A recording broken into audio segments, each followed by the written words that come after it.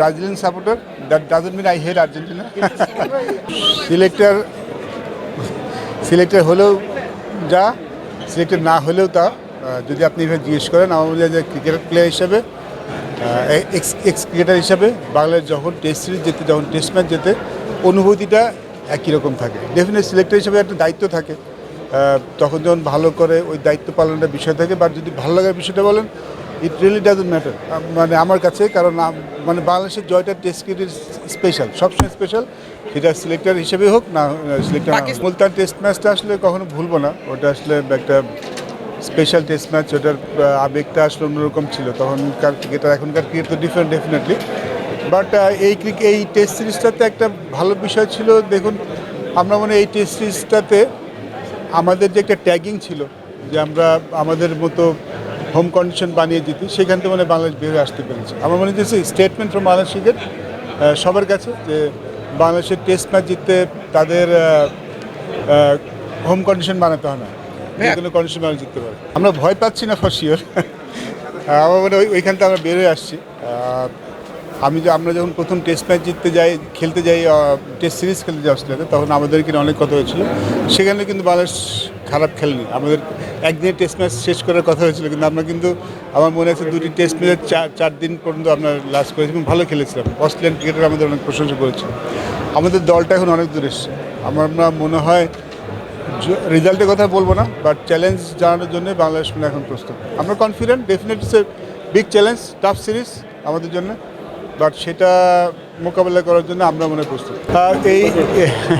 এই জন্য সম্ভবত আমরা কনসিস্টেন্ট হতে হচ্ছি, এবং এই জন্য হয়তো আমাদের ওই মানে যেটা বললাম হোম কন্ডিশন বানাতে হচ্ছে না। শুধু নট অনলি ব্যাটিং, আপনি যদি বোলিংয়ের কথাই বলেন, ডেফিনেটলি দু একজন বোলার আছেন তারা সবার থেকে ভালো করেছেন।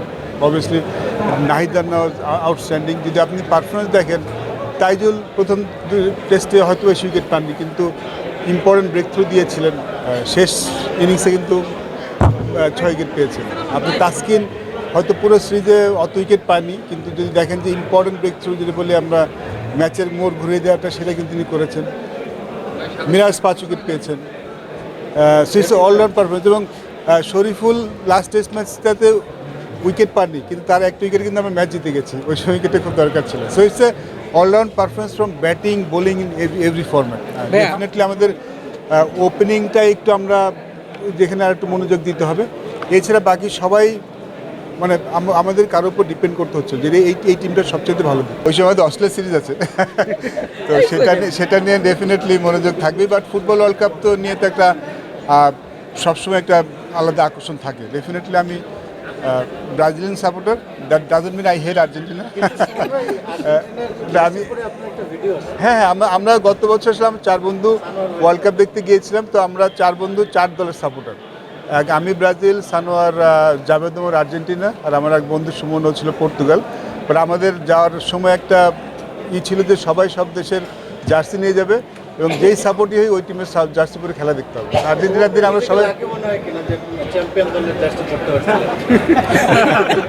না, আমরা ব্রাজিল তো 5 বার ওয়ার্ল্ড কাপ জিতেছি। কিন্তু দেখুন, সেন্সেশন বলবো, সুপারস্টার বলবো না, আমি বলবো সেন্সেশন।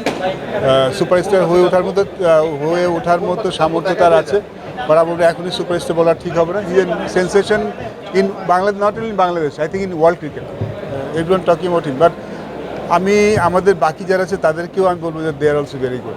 তাসকিন বলেন, শরীফুল বলেন, আমাদের বাইরে আরও কিছু ভালো খেলার বসে আছেন, মিরাজ, তাইজুল, সবাই ভালো বলে। তো আলাদা করা খুব মুশকিল। সত্যি কথা বলতে আমি এখন সেলিব্রেশনের মুডে আছি। টেস্ট সিরিজটা নিয়ে সেলিব্রেট করছি। ওডিআই নিয়ে এখনও ভাবছি না। যদি বিপিএল চলছে, আমার মনে হয় ঈদের পরে এসে আমরা বলবো।